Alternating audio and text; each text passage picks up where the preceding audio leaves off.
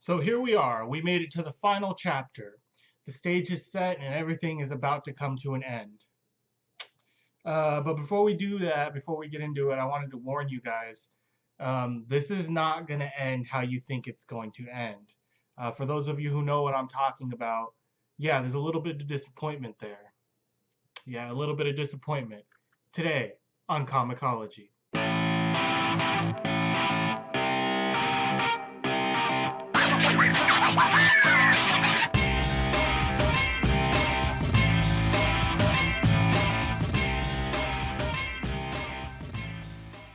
So this story, like the others, is actually a little bit different. It's a little bit unique.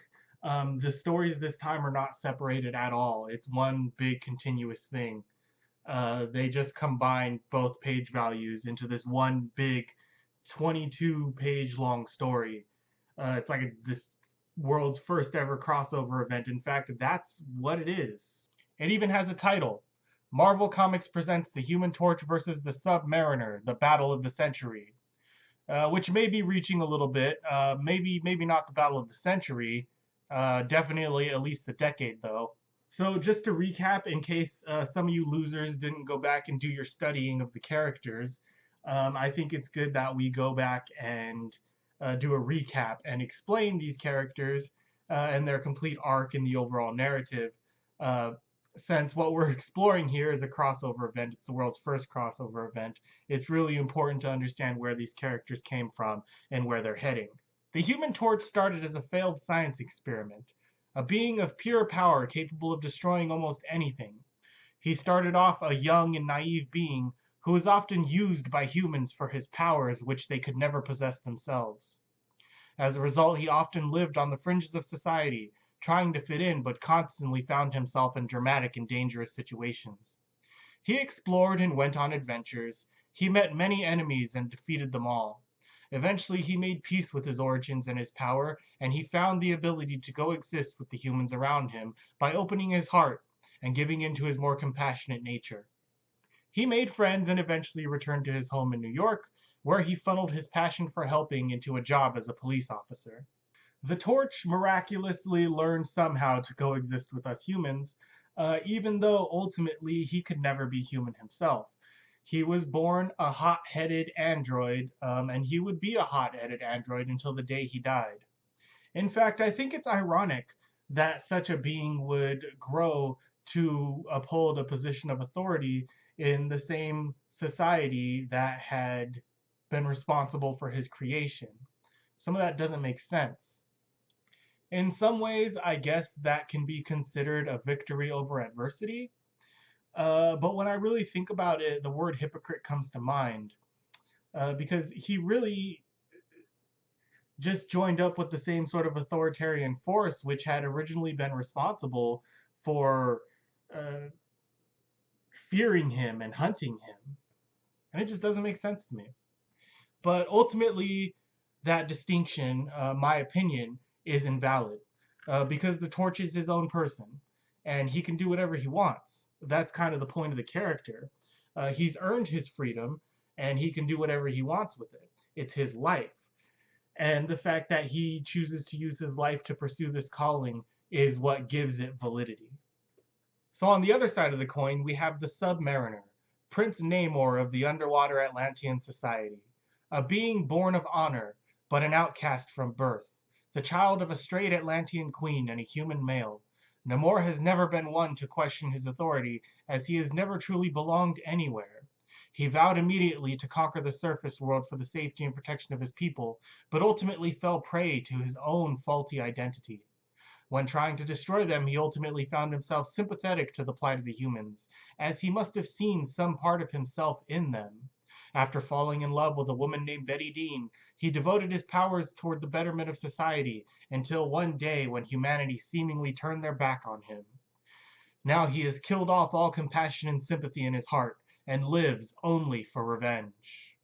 I just want to say the Submariner is not unjustified in his need for revenge. He is a victim from birthright, torn between two opposite forces, fighting against his own humanity and failing to protect his own heart.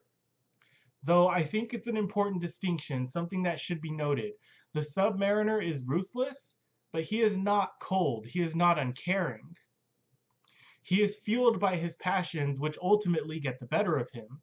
His passion for war, his passions for his traditions, his passions for humans, and his passion for Betty Dean. He fights because he cares. That's a central part of the character is he fights because he cares, and ultimately it's the people around him who fail to understand that. He cares, he's not perfect, but he isn't evil. He is not evil. And that's a very important distinction to make in his character. Think of this. At the beginning, Namor seeks validation from the Atlantean people because he is a half-breed outcast. When that scenario fails and he becomes enthralled with humans, he seeks their validation because that's the other side of the coin for him, right? He becomes a human, but even they cannot really accept the ultimate outcast. So his ultimate salvation isn't in acceptance in society, but his acceptance of himself. And it isn't until he looks within that he learns to come to terms with his origins and his power, and he comes to term and finds inner peace in loving of himself, in achieving a peaceful life, away from war and violence. So now that you know the important parts of the stories and the characters, let's get into the nitty-gritty of it. The 22-page epic romp, which happens in 3 rounds. Yeah, seriously, it happens in 3 rounds. I'll show them for you. This is round 1, all right? You ready? The story begins immediately where the last one left off, with the Torch and Namor battling on the bridge, and Namor making a quick escape into the ocean below. We see Namor diving deep down to his personal submarine below, where he picks up a canister of pressurized air. Then he rises up to the Statue of Liberty, where he awaits an ambush for the Torch. When the Torch arrives, he blasts him with a huge explosion of pressurized air, shutting his flame off. With the Torch weakened and vulnerable, he grabs him by the collar and unleashes a massive blow to his chin, which sends him right off the Statue of Liberty down into the ocean below. Namor is again upon him, choking the Human Torch as he sinks lower into the depths. Then he drags the Torch into his personal sub where he plans to finish him once and for all. So immediately things aren't going well for the Torch at all. We see that Namor is fighting smarter here as opposed to going head to head. But he also isn't holding anything back, and the Torch is seemingly unable to keep up. Back in the sub, Prince Namor seemingly trying to kidnap the Torch when one of his air canisters malfunctions, creating a series of giant air bubbles underwater. The Torch gets caught up in one of these air bubbles and begins to float to the surface. Namor tries to stop him, but accidentally pushes the bubbles upwards towards the surface. When it finally hits the open air, the Human Torch bursts into flames and flies off. So that was a little strange. I don't know. Seriously, air bubbles? I don't know. I feel like the creators were kind of reaching with that one. The Torch returns to the police station where he speaks to the commissioner. Betty Dean is there trying to rouse some sympathy to Namor, but once again nobody wants to listen. Suddenly Namor comes on through the television and challenges the Torch to come meet him. You ready for round 2? The Torch flies off to find the TV station. He drops in on Namor's broadcast, but the Submariner isn't very interested in fighting, so he makes a quick escape. Fortunately, the Torch is quick on his feet and follows along as they both fly through the air. The Submariner flies over the ravine and dives in for safety, but when the Torch arrives, he covers the top of the ravine with a wall of flame, leaving Namor helplessly trapped underneath, vulnerable to further attack. Under the ravine, Namor begins to choke on the chlorine in the water. He tries to escape, but the fire is too hot. Suddenly, the strain becomes too great and he passes out in tremendous pain. But just at that moment, the combat plane flies overhead and bombs the ravine. Dude, seriously, you guys almost had him. That pilot, whoever he is, he's incompetent. Namor's body is flung from the explosion and lands outside the ravine. He rises to his feet and feels his power returning to him. The Torch lands next to him and literally apologizes for the explosion, which is ironic because they immediately go back to fighting. Namor plows into the Torch, but he is protected by his fire. The Torch retaliates with a ring of fire, trapping Namor in place. Desperate for a solution, Prince Namor does the unthinkable. He leaps from the ring of fire, but as a result, he burns his wings off his feet, effectively crippling his ability to fly. This won't stop him, however, as he jumps and latches onto a low-flying plane to make his escape. The Torch is hot on his trail, however, and launches a fireball to force the plane off balance, and then explodes through it like a missile, tearing it in half. But it's too late, and the Submariner has made it back to the safety of the ocean. It's round 3, final round.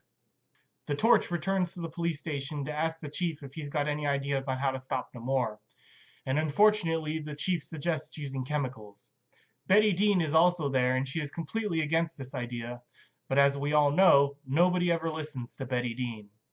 The Torch asks the police scientist what kind of chemicals he would need to stop Namor, and he recommends sulfuric acid, but warns the Torch that if the acid touches water, it will explode, which is a good advice that the Torch completely ignores. Now the Torch goes to the chemical factory and reasons with the owner that he needs some sulfuric acid to stop Namor. The owner agrees and grants the Torch some of that good old skin-burning acid. But there's a plot twist. It turns out Namor is already in the chemical factory looking for another particular item. The Torch throws the acid, but surprisingly it doesn't work and instead lands in a pool of water, which explodes and starts a blaze. Namor uses this momentary reprieve to grab the item he came for, which is a big, indestructible plastic tube, which he takes to the Torch and smashes it down upon him. So now we have a strange predicament. The Torch loses his flame because he's in an airtight container, but now Submariner can't even touch him. So this leaves them both in a stalemate, unable to destroy each other. So the whole story just kind of gives up at this point. Back then, Marvel Comics did not put an ending. This is how it ends. They ask kids to mail in solutions to the predicament, and they go based off that for the next issue or whatever. Hey kids, we have a predicament here, so send us all your answers and we can chicken out and just put an ending in whatever we want or whatever, who cares? Can you tell I didn't like this ending? Well, I'm not going to make you wait. Here's what happened. Here's what happened in the next issue. We get a single page offering a solution to their problem. Betty Dean walks in and talks some sense into both of them. Then they just make friends and go their separate ways, both promising not to harm the other anymore. Which, it didn't even last. I mean, they continue to fight and have conflicts like all throughout the Golden Age. Either way, this ending is lackluster. It was not a good way to end the saga. Like, I get what they were going for, but this is just not how you do it. Don't get me wrong. I completely agree with how it ended. I completely agree with the plot ending. But this is just not how you do it, It makes perfect sense that they would come to terms with each other and learn to coexist based off the mutual respect they have for each other's powers. It makes sense that they're both lonely outcasts and that they would be able to appeal to each other at least on that level. It makes sense that Betty Dean was there. It makes sense that she's the one that connects them, the one human that connects both of them. It makes sense that society would be the one to push them towards murdering each other, and it would make sense that they would realize that they would resolve and overcome that stigma. All of those themes are present in this ending. It's just not with the kind of care that this story deserves. The one thing that doesn't make sense, however, is asking the kids. Seriously? You asked the kids how to end your story? You probably didn't even listen to him. You probably didn't care. You probably threw those letters away. Oh my God. Well, I guess comics will be comics, right? I have a ton of respect for this medium, and I believe comics to be a valid aspect of our culture. But I guess ultimately, in the end, after all is said and done, the whole medium is it's economic entertainment for the lower class that existed at the time. But I have to say right now, and I hope you all agree with me, this is one story that definitely deserves a remake. You need to update it, We're talking 10 issues worth of story leading up to one of the greatest clashes in comic book history. It's perfectly themed, well-paced, and it definitely took a tremendous amount of planning on behalf of the creators, except for the ending. It really was a masterpiece in comic history, and it definitely explains why Marvel continued to have success well into the decade, heck, well into the future, well into the next century. Heck, you could remake this thing into one of those crappy Marvel MCU movies. You know, that would be awesome to get a Human Torch versus Submariner movie that tells basically the same story, but with more care and higher production value. Heck, you could do a straight remake of the original story in like a limited run miniseries as a comic book. Why isn't anybody doing this? Can you hear me, Marvel? Are you listening? Call me. Seriously, call me. I understand these characters. I'll write it and promote it for free. They deserve better than this. Anyway, that's it for this series so far. I might do more later.